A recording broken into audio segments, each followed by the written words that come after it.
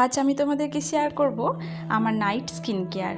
তো দেখো, আমি কিন্তু প্রথমে মুখটা ধুয়ে পরিষ্কার করে এসেছি, ফেস ওয়াশ করে এসেছি অবশ্যই।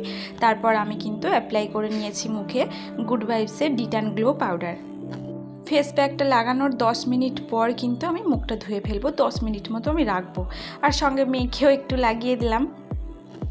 মেয়ে হয়েছে, মায়ের মতো তো ওরও ইচ্ছে হয়, আমি যেমন করি ও তেমন করার ইচ্ছে প্রকাশ করে, তাই জন্য আমি যা যা করি ওকেও তাই তাই করাই।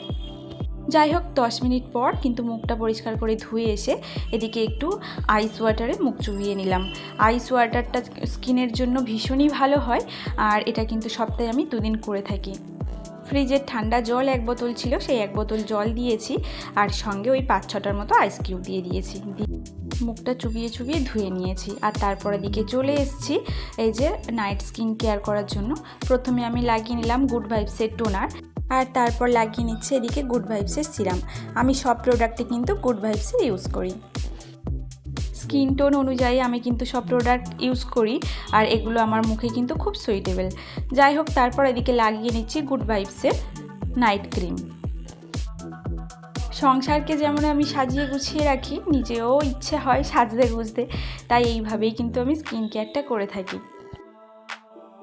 আমার নাইট স্কিন কেয়ার রুটিনটা তোমাদের কেমন লাগলো অবশ্যই কিন্তু একটা কমেন্টসের মাধ্যমে জানিও। সবাই খুব ভালো থেকো, সুস্থ থেকো।